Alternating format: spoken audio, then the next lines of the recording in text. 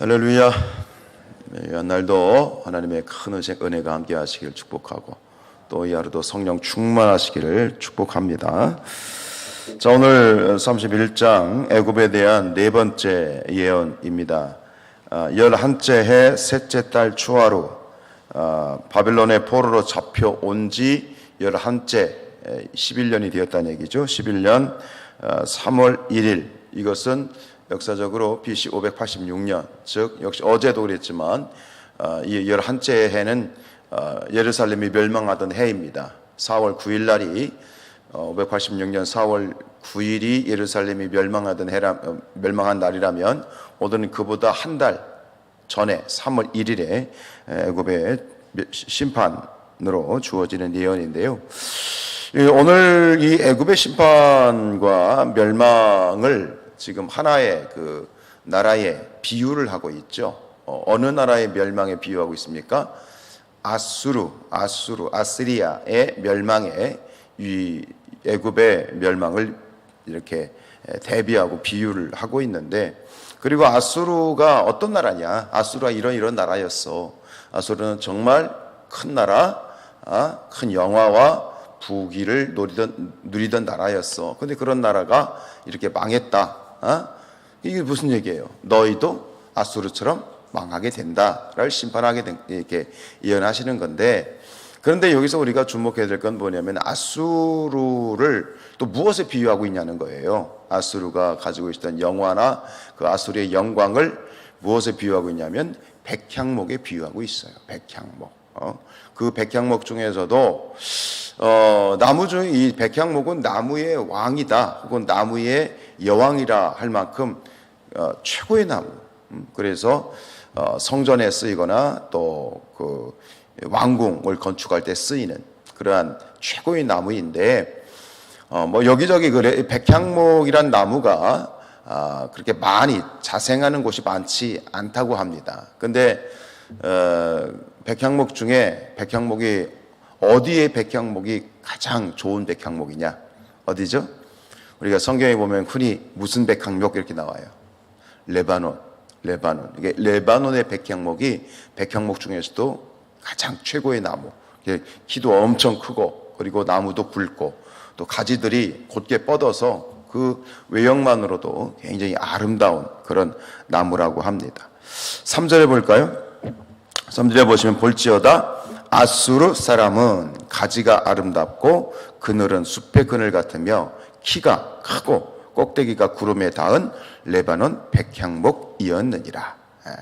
그러니까 이 아수르, 레바논의 백향목과 같이 정말 나무 중의 나무처럼 아주 최고의 번영을 누리던 그 나라가 망했잖아요. 마찬가지로 너희 애굽도 지금 백향목 같은 그러한 정말 강대국이지만 역시 너희도 심판을 받게 된다라고 하는 것을 이렇게 비유하고 있어요. 이 아수르라고 하는 나라, 우리에게는 굉장히 낯설긴 하지만 성경에서 아수르 하면 또 직접적으로 연관된 역사가 뭐예요? 북이스라엘, 남유다와 북이스라엘이 분리가 되었을 때 이제 북이스라엘을 BC 720년에 멸망시킨 나라가 바로 아수르이죠. 아수르는 이 역사상 최초의 제국이라고 불리는 나라라고 합니다. 큰 나라, 큰 강대국이라고 하는 그런 규모를 만들었던 그런 최초의 나라가 바로 아수르죠. 그 이후에는 뭐 계속해서 뭐 바벨론이나 이제 헬라 제국이나 제국들, 로마 제국이나 제국으로 불릴 만큼의 큰 규모의 나라들이 이제 이어지지만 그 첫 번째 바로 최초의 제국이라 불리는 나라가 바로 아수르였다라는 거예요. 그러니까 지금 이 레바논의 백향목으로 불릴 만큼 그렇게 큰 나라였죠. 이 백향목 아수르에 비유되고, 그리고 결국은 애굽의 운명을, 애굽의 모습을 나타내고 있는 이 백향목, 레바논의 백향목이죠. 오늘 3절과 5절 그리고 곳곳에 보면 이 레바논의 이 백향목의 규모를 그렇게 자랑을 하고 있는데, 5절 아까 우리가 3절 읽었습니다만 5절 읽어볼까요? 5절도 마찬가지예요. 그 나무가 물이 많으므로 키가 들의 모든 나무보다 크며 굵은 가지가 번성하며 가는 가지가 길게 뻗어 나갔다.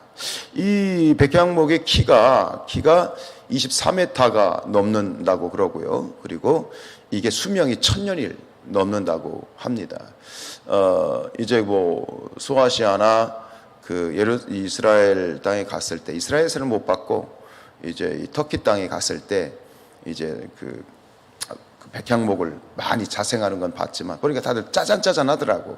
근데 레바논의 백향목은 제가 보지는 못했지만 이게 뭐 크니 23m가 넘는 그런, 그리고 아름드리고, 왜 백향목이냐면 향이 100년을 간다고 해서 백향목이에요. 그러니까 향이 있으면 벌레가 꼬이지 않잖아요. 그러니까 100년 동안 아주 정말 든든하게 쓰임을 받는 그런 나무이지요. 그리고 이 백향목이 심지어 백향목을 어떻게까지 칭송을 하고 있냐면, 하나님의 동산에 있는 그 어떤 나무보다도 아름답다. 여기서 하나님의 동산은 어디입니까? 에덴 동산인 거죠. 왜 에덴 동산을 보았는지는 모르겠지만 하나님의 동산이 그 어떤 나무봐도 이 백향목 같지 않다라고 할 정도죠. 8절에 볼까요? 하나님의 동산의 백향목이 능히 그를 가리지 못하며, 그 잣나무가 그 굵은 가지만 못하며, 단풍나무가 그 가는 가지만 못하며, 하나님의 동산의 어떤 나무도 그 아름다운 모양과 같지 못하였다. 하나님이 창조하신 에덴 동산의 어떤 나무도 백향목 같지 않을 정도로 그렇게 아름다운 그런 나무, 멋진 나무, 그게 아수르였고 지금은 애굽이다. 근데 어떻게 됐어요?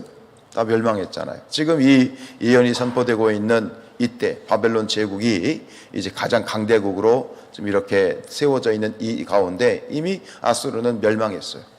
이렇게 백향목과 같았던 그런 놀라운 나라가, 그런 제국이 바벨론에 의해서 멸망을, 없어요. 지금 아수르란 제국이 없어졌단 말이죠. 지금 그 운명을 얘기하면서 왜 그렇게 됐냐, 그 백향목이, 그렇게 아름다운 백향목과 같은 나라가 왜 멸망을 당했냐, 뭐 때문에? 교만 때문에. 10절입니다. 10절 하반절에 보면 그의 키가 크고 꼭대기가 구름에 닿아서 높이 솟았으므로 마음이 교만하였다. 크고 말이죠. 멋지고.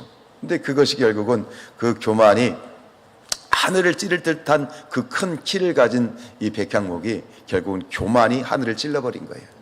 이게 누구에게나 뭐 예외가 될 수 없는 연약한 모습이지요. 저는 이 백향목을 생각하면 특별히 이제 저희 목회의 많은 부분이 초창기, 그리고 제가 뭐 지금도 마찬가지겠지만 가장 핵심적인 목회의 이 노선이 뭐냐면 교육 목회, 자녀들에 대한 비전인데, 제가 교육 목사를 굉장히 오래 했고, 또 교육 목회를 통해서 뭐 익산에서도 그렇고 부평에서도 그렇고 하나님께서 많은 그런 은혜와 또 정말 그 부흥의 역사를 보여주셨는데, 저는 자녀들을 생각할 때마다 다음 세대를 이렇게 놓고 저의 비전을 얘기하면 저는 백향목을 얘기합니다. 백향목.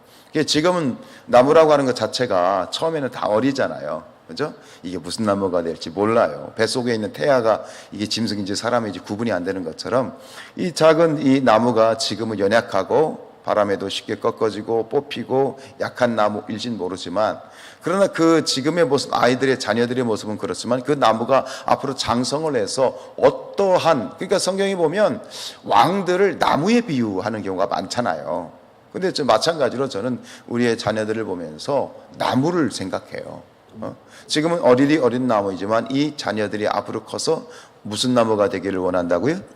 백향목, 레바논의 백향목과 같이 되어라 라고 하는 저의 그런 어떤 그 기도 제목이고, 비전, 미션 스테이트먼트와 같은 그 비전 선포와 같은 그런 그림이 바로 이 백향목인데, 시편 92편 12절에 보면 의인은 종려나무 같이 번성하며 레바논의 백향목 같이 성장하리로다.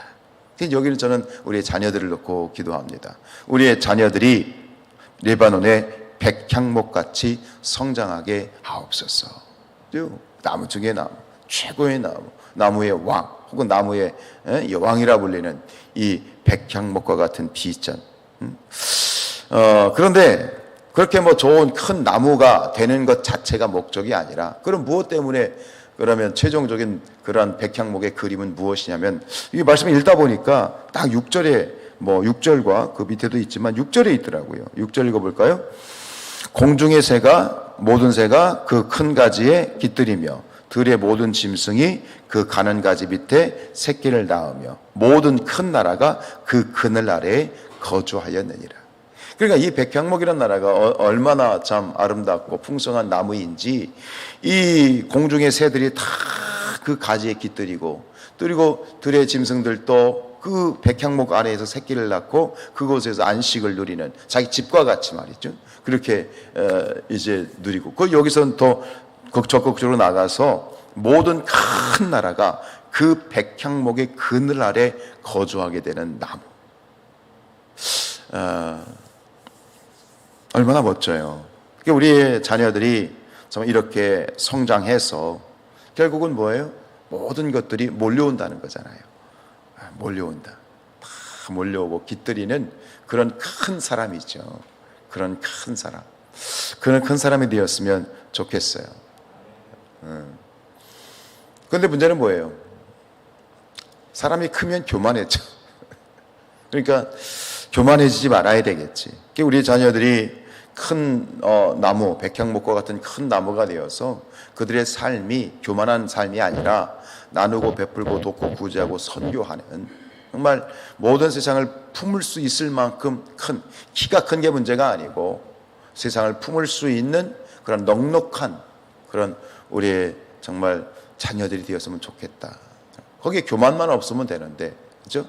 교만만 없으면 되는데 교만이 깃들어 버리니까 그 모든 것들이 축복이 아니라 심판으로 끝나버리지만, 그러나 그건 그거고 그러나 우리가, 저도 그렇고 또 우리 함께 또 기도해야 될 제목은 그거인 것 같아요. 우리의 자녀들이 백향목과 같이 정말 성장하게 하옵소서. 알았지, 요셉아? 너한테 주는 거야, 기도하고. 근데 이 지금 제가 말씀드린 시편 92편 12절에 의인은 종려나무와 같이 번성하며 레바논의 백향목과 같이 성장하리라고 이제 그 다음 말씀이 더 기가 막혀요. 13절 14절이 뭐라고 되어 있냐면, 이는 여호와의 집에 심겼으며 우리 하나님의 뜰 안에서 번성하는 거예요. 그러면 우리 자녀들 어떻게 번성하겠느냐, 어떤 모습으로 번성하겠느냐, 그 번성함이 정말 축복으로 되기 위해서는 뭐예요? 여호와의 전에 하나님의 집에 심겨야 되는 거야. 하나님 안에, 여호와 안에서 이 성장하는, 그 내가 네 안에 네가 내 안에라고 말씀하셨던 것처럼 하나님 안에, 하나님의 성전 안에서 이게 되어지는 거고, 14절에 보면 그는 늙어도 여전히 결실하며 진액이 풍족하고 빛이 청청하리라. 우리 사랑하는 여러분들에게도 이런 축복이 있기를 축원하고요. 특별히 이런 백향목과 같은 아름다운 축복과 이런 은혜가 특별히 우리의 모든 자녀들에게 자자손손에 있어지는 큰 은혜가 있기를 주님의 이름으로 축복합니다.